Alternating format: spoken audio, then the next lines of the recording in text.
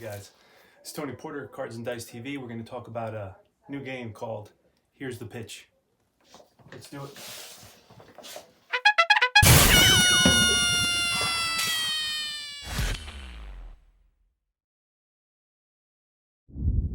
I played a game recently, my first game, and that went along with my video on hacks to learning a new game, things you should and shouldn't do. In my personal opinion, from my experience learning different games, and kind of modeled those hacks in my playing of a new game for me called Here's the Pitch.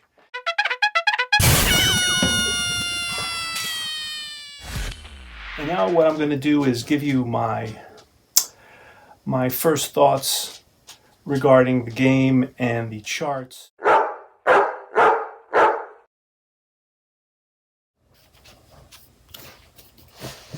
So my first chart is going to be the Groundball Chart, and this is very, very clear, uncluttered, large, kind of bold font, whether black or red.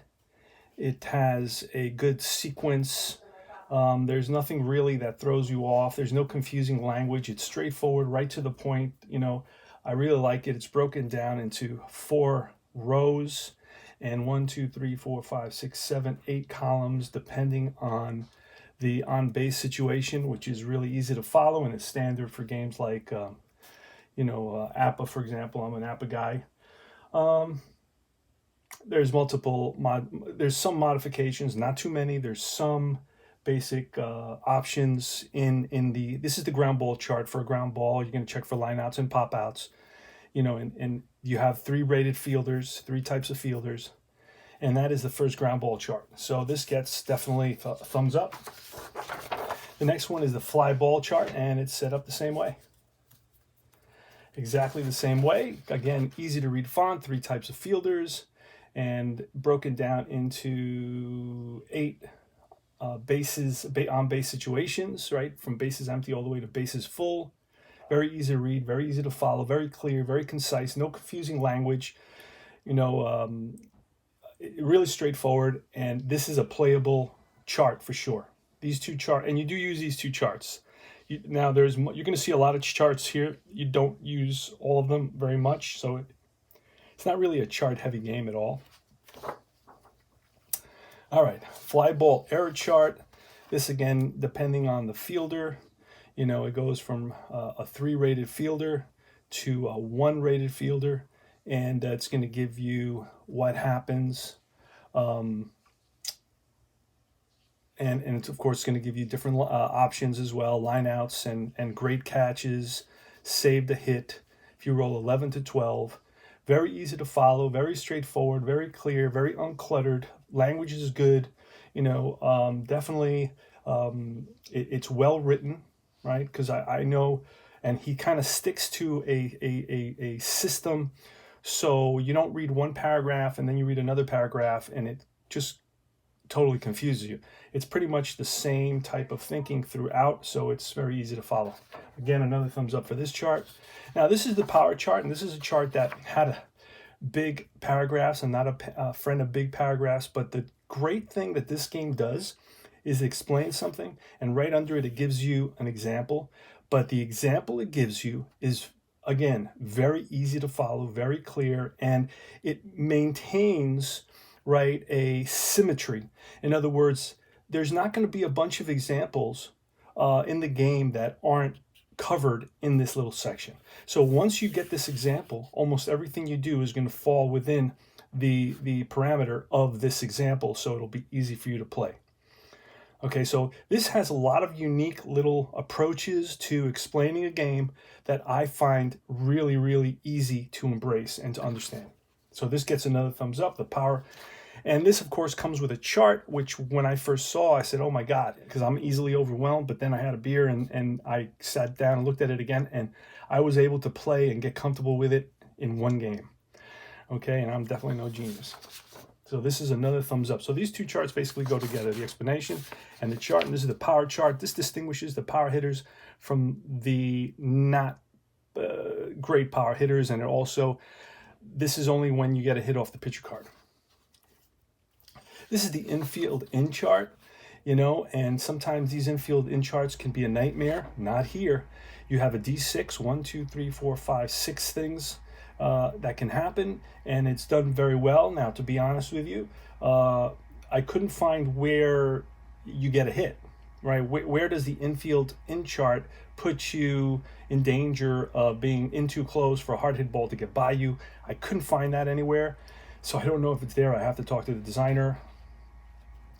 But this is a very nice chart, easy to read, easy, simple language, very clear to understand, and definitely another thumbs up, and I will be using Infield in chart. This is your bunting chart, and each player has a bunt number, and that goes right here, 1, 2, 3, 4, 5. And then, of course, these numbers are going to give you the result down here. This is the bunting glossary. These are the numbers. This is the result. Very easy to follow. Very nicely done. Thank you for not making bunting a chore for me, not making bunting something where I have to look at 7 or 8 different situation or ratings and so forth and so on to be able to get a bunt down, because a big part of my day is not bunting for sure. A base advancement and stealing chart, again, I really like this chart as well. It's kind of mostly you're going to get the base running right off the hit. Straight up, it says 1 or 2 bases. This is the odd play chart. I haven't really been through the odd play chart, but you have one. This is mostly, from what I saw, injuries. It's got injuries. It's got an arguing. It's got ejections. It's got to be out for the remainder of the game. Next pitcher fouls off a pitch, another injury. It's got catcher interference. Let's see, runner picked off. Home run is challenged by the manager, and so on. So this has some cool stuff. Not too much. Very easy to kind of access. Alrighty, this is your initial instructions. Again, very, very clear, bold, well written. That's really the key. I mean, I can go through games right now and show you that it's, the paragraphs turn something simple and make it really, really complicated. Not this game. Here's the pitch is great at really being clear, being to the point, and not beating around the bush and not confusing you. Gives you lots of examples. It shows you, hey, if you roll this, look, it's over here, and this is what it means. If you roll that, gives you number 2, does it number 3, does it number 4. So it covers both the pitcher card and the batter card. Now, a lot of games stop right there. That's it, right? Not this game. This is page 2 of instructions. It's going to cover bunting. Again, sentences. This is kind of modeled after if you've ever seen the rules of Replay Baseball, the classic, it was great. One chart, 2-sided, explained everything. You never had a problem. Very well written. They didn't try to make something simple complicated like a lot of games do. We have a lot of simple games that make the rest of the game very, very complicated for no reason at all. It talks to you about starters, relievers, save situations, the ratings, certain ratings, and the effect that they have, and not that many different things, which is great. Okay, so that is page 2 of the instructions. Now, this is really what I like. It breaks down the pitching card and the batting card, and it goes line by line. What is in line 1? What is in line 2? What is in line 3? What is in line 4? What is in line 5? Beautiful. I love that. Okay, and then it does the same for the batter card. So in case there's something that they didn't cover in the other page, guess what? They're going to cover it here, but it gets even better. So this game is very, very good at explaining itself. I'll tell you that, okay? Not perfect, but very, very good. So definitely a thumbs up for that. This is page 3 of the instructions. Again, it gives you a little bit here. It tells you about the generic pitcher cards. It tells you about dominant cards. Some players are dominant players, rated a D5. Ted Williams would be a dominant player, and that means the results come only off of Ted Williams, and it explains that. All right, so the pitcher, in some instances, gets out of. Again, I'm new to this game, but I believe that the pitcher's knocked out of let me see. Although rare, some batters have dominant cards. Note just above their clutch rating. They are always recognizable because of their field opportunities. Normal. always against a pitcher who has a efficiency rate equal or less than a D number. In the below example, you will read the Williams card, read for die result, not the pitcher's card. So instead of the pitcher's card is knocked out of the equation for some great superstar players who produce 400 averages and things like that. So the outliers, right? I call them the outliers. All right, so here it even gets better to understand this. Here it takes the batting card glossary. So this takes the batting card and blows it up, and everything you'll find on a batting card is going to be explained right here in one sentence, broken down into these columns, 2 columns, and of course all these rows. Very well done. So there's no way there's going to be something somewhere where you're not going to be able to quickly find it. So the other cards are more introductions. This is an in-depth look at every possible result, and they're fairly, they're common sense pretty much, right?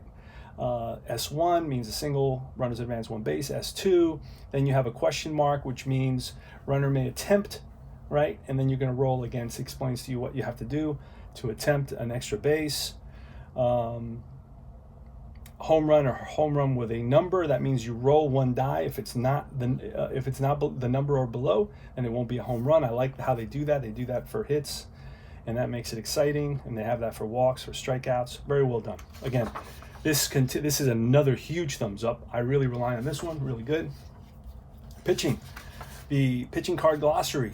Again, now I'm looking at the pitcher card. What does this mean? I can't remember. I didn't memorize the rules. Well, guess what? This is going to tell you in one quick sentence, very, very simple, very to the point, very clear, very concise, like I've been repeating, the home run result, the number G number result, infield play, example 4G6 for a left-handed batter, it's a hit to a second baseman. For a right-handed batter, it's hit to shortstop. That makes sense. That's how baseball works pretty much, not all the time, but they diverge from that when necessary. Talks about the K, the W, so the errors, everything that's going to happen on the pitching card is on this in a big chart, easy to understand. 2 thumbs up for these glossary cards, they're called. Pitching card glossary. Thank you very much. Outstanding job there. And that's pretty much it. So that is my first basically impression of the charts. If I do this with other games, I would, I definitely wouldn't be giving them thumbs up. I say, well, this chart is unnecessary. Everything in this game definitely plays a role. There are not too many charts because some charts are informational. You only lose about 3 or 4 charts in the game, and you don't use them all the time. And once you memorize most of the results, you'll be fine. And if you watch my game, my first game that I played, it's very easy to play. It plays very quickly, lots of fun. I'm playing game 2 of the 73 World Series, and check that out. And there it is. Okay, so yeah, that's it for Here's the Pitch and my first impressions. I will continue to play my 1973 World Series, Game 2, and see how far the Mets and the A's can go. First game was exciting. It was a thriller for sure. And this is Tony Porter. Remember to like and subscribe my channel, and join Universal Baseball Association Facebook group, and I will see you soon. Thanks.